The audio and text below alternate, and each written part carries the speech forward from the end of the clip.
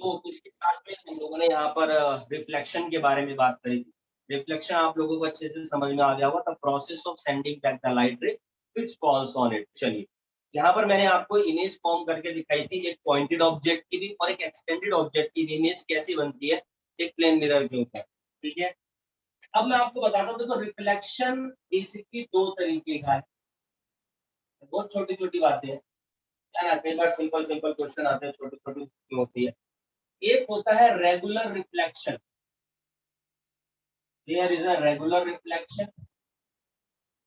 और एक तरफ है मेरे पास यहाँ पर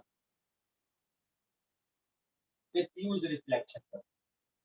देखिए, रेगुलर रिफ्लेक्शन और डिफ्यूज रिफ्लेक्शन के अंदर क्या होता है। रेगुलर रिफ्लेक्शन के अंदर हम देखते हैं कि प्लेन मिरर होता है, बिल्कुल प्लेन। ठीक, लाइट रे पड़ी और ये इंसिडेंट रे, ये रिफ्लेक्टेड रे नॉर्मल के ऊपर, यानी जहां पर लॉ ऑफ रिफ्लेक्शन फॉलो होते हैं। लेकिन डिफ्यूज रिफ्लेक्शन में क्या होता है, जो मेरी सरफेस होती है वो प्लेन नहीं होती। तो अगर कोई भी लाइट पड़ती है तो वो कहीं रिफ्लेक्ट हो रही है, कोई लाइट पड़ रही है कहीं रिफ्लेक्ट हो रही है।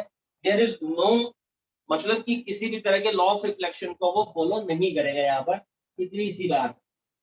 ठीक, अगर सरफेस प्लेन ना हो तो वो डिफ्यूज रिफ्लेक्शन कहलाता है हमारा। Got it. चलिए, मैंने आप लोगों को बताया था ऑब्जेक्ट्स के बारे में। बच्चों, ऑब्जेक्ट्स दो तरीके के होते हैं। एक बताया था मैंने ल्यूमिनस ऑब्जेक्ट्स, और दूसरा बताया था नॉन ल्यूमिनस ऑब्जेक्ट।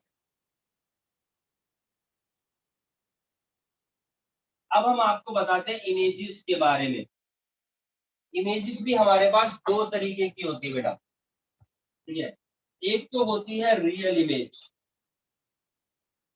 और दूसरी होती है वर्चुअल इमेज। आप लोग समझते होंगे वर्चुअल का मतलब। देखो, रियल इमेज कौन सी होती है, वर्चुअल इमेज कौन सी होती है। वर्चुअल इमेज वो होती है जो बेसिकली किसी भी चीज की वर्चुअलिटी, वर्चुअल समझते हो ना।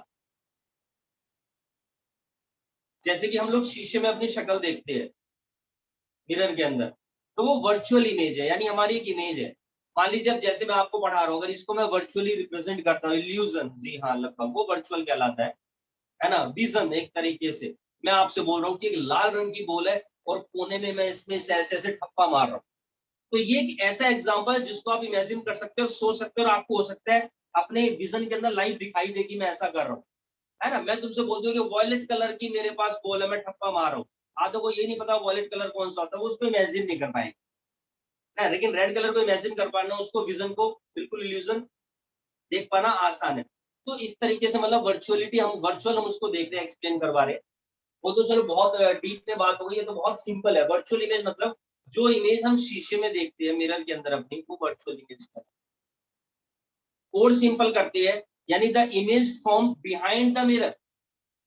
जो इमेज कहाँ बनती है भैया, बिहाइंड द मिरर, मिरर के पीछे बनती है, वो वर्चुअल इमेज कहलाती है। और जो फ्रंट में बनती है वो रियल इमेज होती है। फ्रंट, जैसे आपने प्रोजेक्टर वगैरह के ऊपर मूवी देखी होगी, कभी सिनेमा हॉल में गए हो, कभी प्रोजेक्टर वगैरह के ऊपर कभी देखा, प्रोजेक्टर चलता है पर्दे के ऊपर, वो टीवी में डालता है, पर्दा ही मैला है। तो मैं दिखाऊंगा आपको प्रोजेक्टर पे, डोंट वरी। तो जो प्रोजेक्टर के ऊपर जो फिल्म होती है, चलती है सिनेमा हॉल में चलती है, वो रियल इमेज होती है। और जो मिरर में हम इमेज देखते हैं वो हमारी वर्चुअल इमेज होती है। ठीक है, जो बिहाइंड द मिरर। तो रियल इमेज कौन सी होती है, that is obtained on a screen. जिसको हम लोग स्क्रीन के ऊपर ऑब्टेन करते हैं वो रियल इमेज होती है। और जो इमेज बनती है कहां पर,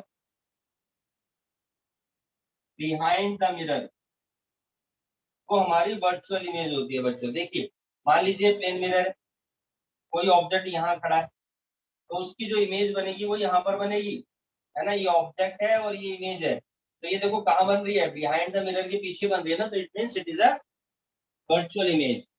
the image which cannot be obtained on a screen is called virtual image, and virtual image can be seen by looking into a mirror। हमें हम जब कभी देखते हैं formation of image in a plane mirror, मैं आप लोगों को बता चुका हूँ। Image of an obtained object भी मैं आपको बता चुका हूँ। एक चीज हो रहा है कि the position of image formed in a plane mirror. किसी भी इमेज की जो पोजीशन होती है ठीक है, वो बिल्कुल ऑब्जेक्ट के बराबर होती है प्लेन मिरर में, यानी कि ऑब्जेक्ट जो है, ऑब्जेक्ट का जो डिस्टेंस होगा प्लेन मिरर से, उतने ही डिस्टेंस पे इमेज की भी फॉर्मेशन होगी। क्या मतलब, किसी का प्लेन मिरर, ये खड़ा है धर्मपाल, मिरर से मान लो 5 सेंटीमीटर की दूरी पर, तो पक्की बात है कि 5 सेंटीमीटर की दूरी पर ही यहाँ पर धर्मपाल की इमेज बनेगी। ठीक है, ये ऑब्जेक्ट हो गया धर्मपाल अपना, और ये इसकी इमेज बने बिल्कुल सेम, ये कंफर्म है प्लेन मिरर के। ठीक, जितनी हाइट है उतनी हाइट रहेगी, जितना डिस्टेंस है उतना ही डिस्टेंस रहेगा। Now there is another topic, थोड़ा सा इंपॉर्टेंट है, इसके ऊपर क्वेश्चन आता है कई बार। This is called the lateral inversion. इसको हम लोग बोलते हैं बच्चे यहाँ पर लेटरल इन्वर्जन और साइडवेज रिवर्स। अगर ऑफलाइन में होते तो चैप्टर पढ़ने में बड़ा मजा आता, आपको मैं लाइव करके दिखाता हूँ एक्सपेरिमेंट। ठीक, तो देखो लेटरल इन्वर्जन के अंदर क्या होता है, कई बार क्या होता है कि हमारे इस वाले गाल पे पिंपल निकल गया और शीशे में हमारे को इस वाले गाल पे दिखाई दे, समटाइम्स इट हैपेंस। ठीक है, ऐसा क्यों होता है, क्योंकि जो हमारा right side of the object appear to the left side of the image and the left side of the object appears to the right side of the image, यानी कि ऑब्जेक्ट का राइट इमेज का left और object का left image का right दिखता है हमेशा, जिसको हम बोलते हैं लेटरल इन्वर्जन, जिसको हम बोलते हैं साइडवेज रिवर्स। आपने देखा होगा एम्बुलेंस के ऊपर एम्बुलेंस जो लिखा होता है वो टेढ़ा उल्टा लिखा होता है ना, इफ यू सी। तो जब मैं छोटी क्लास में था, मैंने एक बार अपने टीचर से पूछ लिया, सस्ते टीचर थे उस समय, तो मैंने पूछा मैम ये एम्बुलेंस के ऊपर एम्बुलेंस को उल्टा लिखा होगा। 8th क्लास में, 7th में, 6th में था शायद, तो उन्होंने बोला कि बेटा जैसे एम्बुलेंस में पेशेंट वगैरह को लेकर के जाती है, मैंने कहा बहुत तेज चलती है, हाँ, मान लो अगर एम्बुलेंस बहुत तेज चल रही है, स्पीड में उल्टी हो जाए, वो पलट जाए, हाँ, तो एम्बुलेंस सीधा दिखाई देगा, लोग आके उसकी मदद करेंगे। तो बाद में पता चला कॉन्सेप्ट ही अलग है। जब हम मिरर के अंदर देखेंगे, मान लीजिए एम्बुलेंस पीछे से आ रही है और साइड मिरर में से हमने देखा एम्बुलेंस सीधा दिखाई देता है, हम रास्ता छोड़ देते हैं, दैट इज द मुद्दा, दैट इज द कॉन्सेप्ट। मुझे मैडम ने पागल बना दिया हमारा वहां पर, लेकिन उस समय बच्चे ही पागल थे, आसानी से बात मान रहे थे। आजकल के बच्चे तो बड़े होशियार है ना, एक जगह क्लास लेने के लिए 10 जगह डेमो लेते हैं, तब चीजें समझ में आती है, हाँ this is the final, last में पहुंचते हैं मेरे पास, चलो भी। तो लेटरल इन्वर्जन समझ में आया? जी हाँ, सिंपल सी बात है कि राइट ऑब्जेक्ट का राइट इमेज का लेफ्ट और ऑब्जेक्ट का लेफ्ट इमेज का राइट दिखता है, इसी को हम बोलते हैं लेटरल इन्वर्जन साइडवेज रिवर्स। एक कॉन्सेप्ट में आपको एक्सप्लेन करता हूँ कि एक तो सबसे पहली बात ये होता क्यों है, एक तो ये चीज की हम लोग देखेंगे, ठीक है। दूसरा मैं आपको करके दिखाता हूँ, देखिए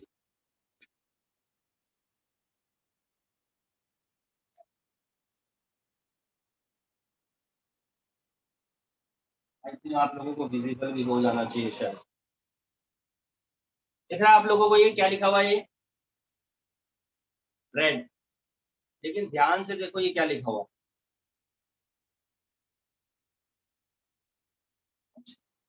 it is basically D R. ये आपको अब आप अपने मोबाइल में देख रहे होंगे ना, तो ये रेड दिख रहा होगा, लेकिन एक्चुअल में डी ई आर है ना। बाय डिफॉल्ट मोबाइल के अंदर भी लेटरल इन्वर्जन हो रहा है, ये देखिए मैंने पर्ची स्लिप बिल्कुल सीधी पकड़ी है, कैसी क्लासेज आपको सब कुछ साफ सीधा दिखाई देगा, लेकिन इसी को अगर मैं पलट रहा हूँ तो देखिए क्या हो रहा है, आपको रेड दिख रहा होगा लेकिन एक्चुअल में मैंने यहाँ पर उल्टा किया हुआ। तो बेसिकली हो क्या रहा है लेटरल इन्वर्जन में, समझने की कोशिश करेगा।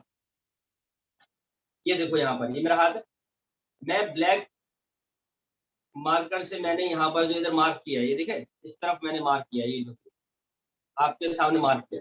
अब मान लो ये मेरा राइट है, ये मेरा लेफ्ट है, अब देखो क्या होगा, मैं देख रहा हूँ कि ये मार्क इस साइड में है, बट एक्चुअल में ये देखा यहाँ पर पहुंच गया है मेरा लेफ्ट हैंड में।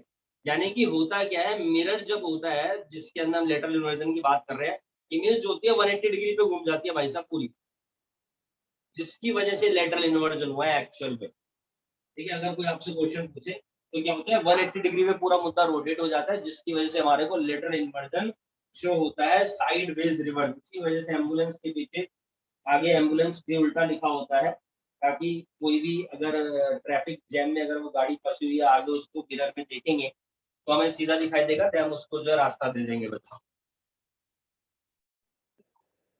हम आपको बताएंगे reflection through curve surface, reflection of light, reflection of light जो कर्व सरफेस होती है, कर्व मिरर होते हैं, डायरेक्टली बोलते हैं स्फेरिकल मिरर। अभी मिरर की बात चल रही है। अगर मिरर मेरे पास प्लेन नहीं है, मिरर मेरे पास स्फेरिकल है, then what happen, spherical mirror पर किसी भी ऑब्जेक्ट से इमेज की फॉर्मेशन किस तरीके से हो। तो मेरे पास दो तरीके के स्फेरिकल मिरर, स्फेरिकल समझते हो भैया, एज पढ़ते हो क्या, ये देखो ये स्फेरिकल है, ये पहला स्फीयर, ये दूसरा स्फीयर। सबसे पहली बात तो ये, अब मैं आपको बताता हूँ, लेकिन ये डॉटेड लाइन मैंने यहाँ पर बना दिया बच्चों, यानी इतना ही सरफेस जो है, सिर्फ ये इतना ही हमारा मिरर का पार्ट है। और मैं देखता हूँ कि इसमें, अब देखिए आइडिया लगाइए आप, ये मेरा बैक सरफेस और ये वाला मेरा फ्रंट सरफेस, ये फ्रंट है ये बैक है, तो जो फ्रंट पार्ट है वो रिफ्लेक्टिंग पार्ट होता है।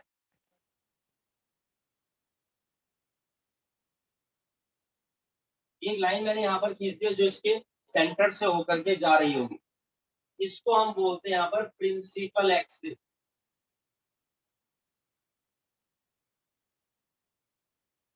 इसको हम क्या बोलते हैं बच्चों, यहाँ पर प्रिंसिपल एक्सिस बोलते हैं। इसी तरीके से ये वाला भी, अब इसमें मैं देखता हूँ कि मेरा ये वाला जो है वो बैक सरफेस है और ये वाला मेरा फ्रंट वाला रिफ्लेक्टिंग पार्ट है, कोई दिक्कत नहीं, लाइन तो तब भी वही रहेगी, यही मेरी प्रिंसिपल एक्सिस रहेगी। अब ये बात आती है कि ये जो दोनों में से एक है कॉनकेव मिरर और एक है कॉन्वेक्स मिरर, अब इनमें से कौन सा तो कॉनकेव मिरर है और कौन सा कॉन्वेक्स मिरर है, पता चलता है। देखिए ऊपर वाला जो है हमारा, it is the concave mirror, और नीचे वाला कॉन्वेक्स मिरर। सबसे पहली बात तो यही याद रखिएगा, कभी कंफ्यूज मत होगा। देखो कॉनकेव, केव जैसे स्ट्रक्चर है ना, तो ये कॉनकेव होता है, यानी ये वाला रिफ्लेक्टिव है। कॉन्वेक्स, वैक्स बाहर की तरफ जो करवाते हैं, है ना, तो वैक्स, ठीक है जी, जो आउटर पार्ट होता है हमारा। चलिए बहुत सिंपल सी बात हो गई, concave mirror, convex mirror.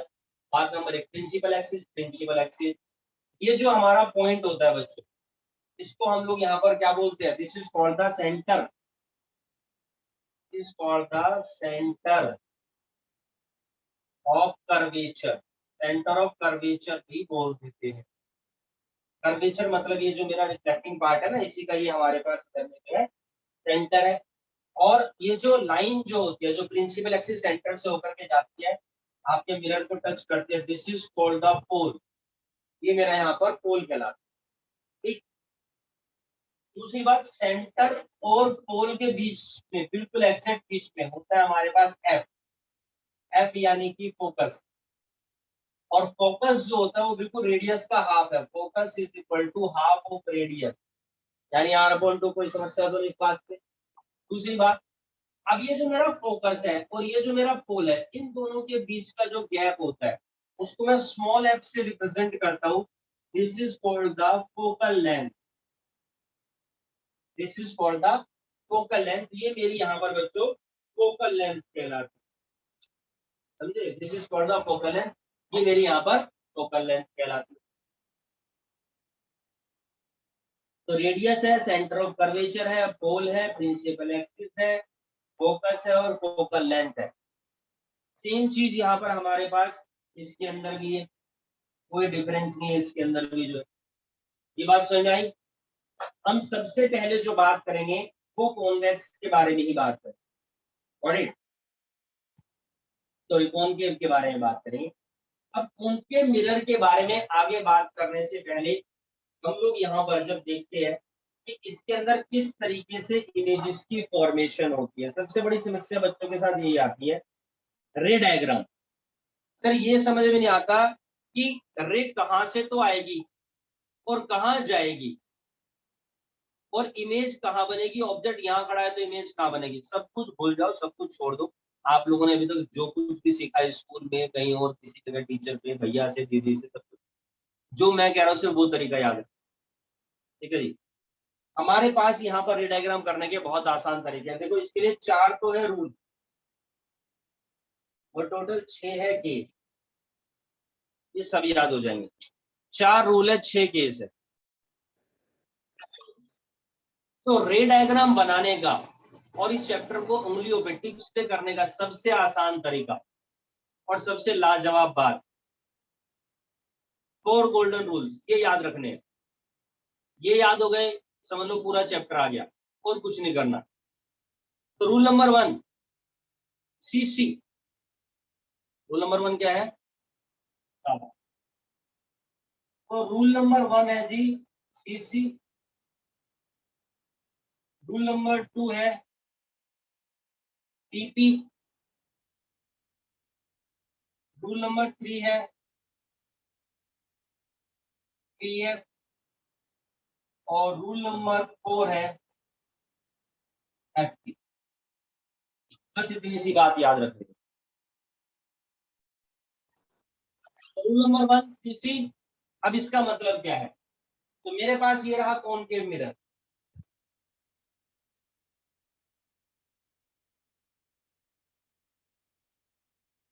Centre पोल फोकस। सीसी का मतलब क्या है कि अगर इंसिडेंट रे आती है सेंटर से तो वो सेंटर से ही रिफ्लेक्ट होगी। अब देखो ऑब्जेक्ट प्रिंसिपल एक्सिस के नीचे तो खड़ा नहीं होगा, ऊपर ही होगा। तो यहाँ पर अगर कहीं पर भी अगर इंसिडेंट रे आ रही है, देखिए सेंटर से आई और मैं देखता हूँ कि वो यहाँ पर सेंटर से ही रिफ्लेक्ट हो गई। सीसी मतलब सेंटर से आई, सेंटर से reflect, that is clear to all of you, ये बात क्लियर है, गुड। रूल नंबर 2 पीपी,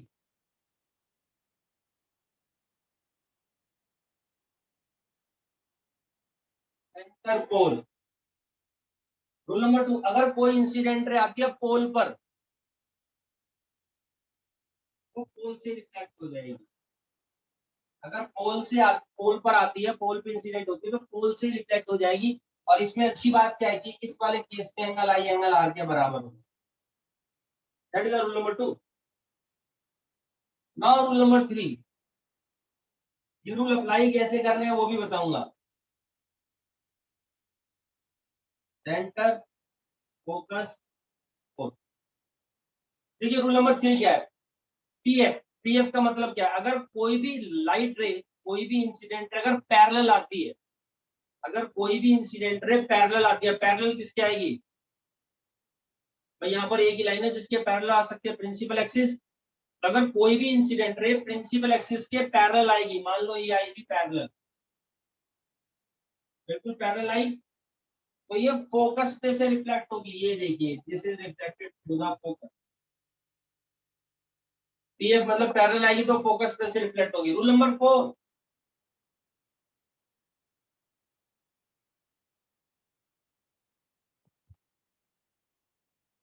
कि अगर कोई भी इंसिडेंट रे आपकी फोकस पे से आती है तो वो देखो फोकस पे से कैसे आएगी, मान लीजिए कोई ऑब्जेक्ट यहाँ पर इंसिडेंट रे ऐसे गई फोकस पे से, तो वो पैरेलली रिफ्लेक्ट हो जाएगा।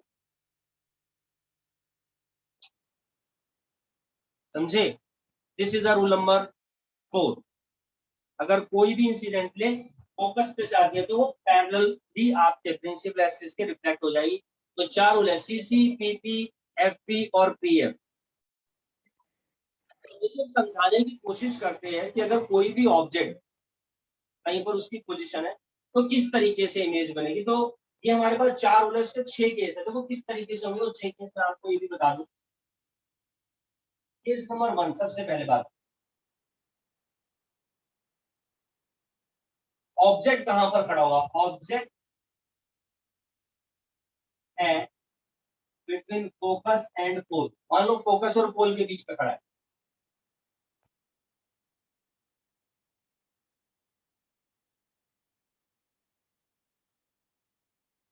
सेंटर का बड़ा सेंटर फोकस और ये पोल है। तो केस नंबर 1 में हम ऑब्जेक्ट कहां पर लेंगे, फोकस और पोल के बीच में, this is the object A B. तो देखो केस नंबर 1 में ऑब्जेक्ट को फोकस और पोल के बीच में लेंगे, केस नंबर 2 में पीछे ले लेंगे, फोकस पे ले लेंगे, केस नंबर 3 में सेंटर और फोकस के बीच में ले लेंगे, केस नंबर 4 में सेंटर पे ले लेंगे, केस नंबर 5 में सेंटर से पीछे ले लेंगे, केस नंबर 6 में पीछे से भी पीछे ले लेंगे, बिल्कुल पीछे ले लेंगे। तो इस तरीके से हम यहाँ पर सारे केसेस के बारे में बात करेंगे। केस नंबर 1 है ऑब्जेक्ट फोकस और पोल के बीच में, ऑडिट। अब क्या होता है, देखो आपने कुछ भी सीखा हो मुझे मतलब नहीं है, और ना ही आप मतलब रखना, सिर्फ वो काम करना जो मैं कह रहा हूँ। सबसे पहला काम, कभी भी रे डायग्राम बनाओ, ऑब्जेक्ट खड़ा करो और सबसे पहली रे फेंक के मारो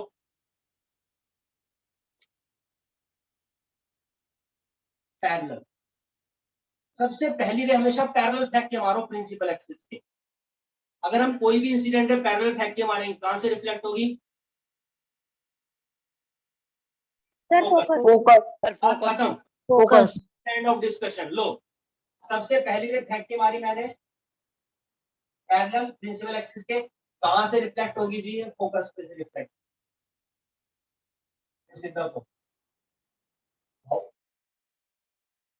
कितना आसान, रे डायग्राम बनाओ, हमेशा ये बात याद रखना कि पहली इंसिडेंट हमेशा पैरेलल फेंक के मारो जिसको फोकस पे रिफ्लेक्ट कर दो।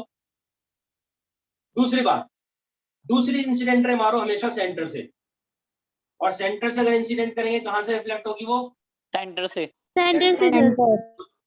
तो मान लो अगर ये मेरा सेंटर है, मान लो कि यही है, तो यानी कि ये इस तरीके से, देखो ये इस तरीके से इंसिडेंट हो रही है, तो ये यहीं से क्या हो जाएगी, रिफ्लेक्ट हो जाएगी, होगी कि नहीं होगी,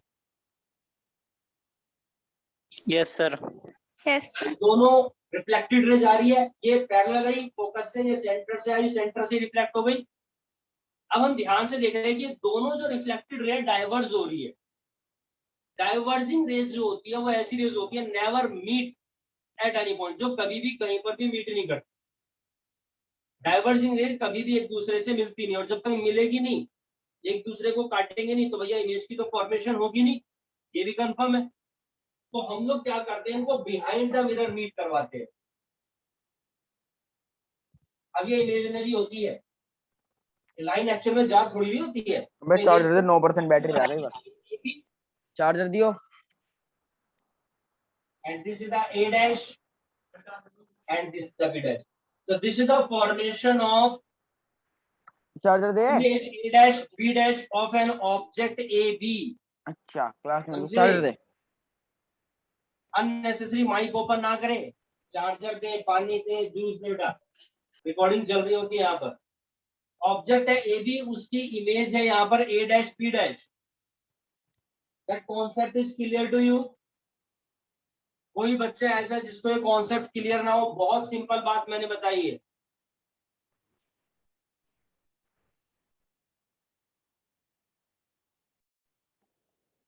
क्वेश्चन को, इसी रे डायग्राम को हम दूसरे तरीके से कैसे कर सकते हैं, ये मेरा ऑब्जेक्ट है, ठीक है, और इससे हम इंसिडेंट जो सबसे पहले इंसिडेंट लेंगे वो पोल पे मारेंगे और उसको पोल से रिफ्लेक्ट कर देंगे, कोई दिक्कत नहीं है किसी भी। दूसरी इंसिडेंट रे जो लेंगे वो सेंटर से,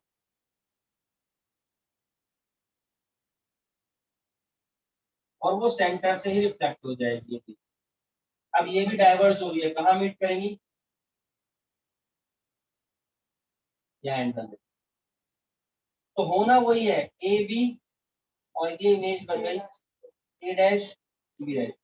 दोनों की जो इमेज बनेगी, हाइट बनेगा, डिस्टेंस बनेगा, उनमें कोई भी डिफरेंस नहीं होगा, बिल्कुल सेम होगा, बिल्कुल एज इट इज सेम होगा। थोड़ा सा प्रॉपर बनाएंगे तो बिल्कुल ऐसा बनेगा, सही एक्यूरेसी के साथ।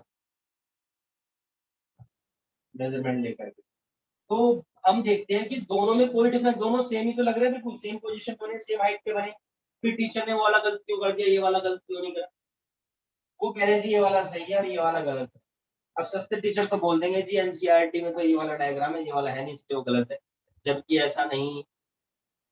कुछ टीचर बोल देंगे कि वो बोल रहे हैं कि जो रिफ्लेक्टेड रे है ना वो ऑब्जेक्ट को कट कर रही है, यहाँ पर देखिए रिफ्लेक्टेड रे जो है वो ऑब्जेक्ट को कट कर रही है, ये ऑब्जेक्ट को कट नहीं करनी चाहिए। That is the reason behind it, ये गलत है। मैं कह रहा हूँ जी मिरर के सामने मैंने एक प्लेन ग्लास रख दिया पानी का भरा हुआ, उसमें तो ऑब्जेक्ट कट जाएगा, उसकी क्या इमेज बनेगी नहीं मिरर में? सस्ते टीचर चुप, उनके पास जवाब ही नहीं इस बात। तो भैया रे डायग्राम से ये वाला भी सही है, ये वाला भी सही है, लेकिन एनसीईआरटी में ये वाला है तो आप इसको मैच कर लेना, ठीक है। तो सिर्फ इस वाले डायग्राम में मैंने ऐसा किया है कि पहली इंसिडेंट रे पोल पर और दूसरी सेंटर से लिया है, अदरवाइज हर रे डायग्राम में आप क्या करेंगे, पीएफ और सीसी ये रूल अप्लाई करेंगे बच्चों।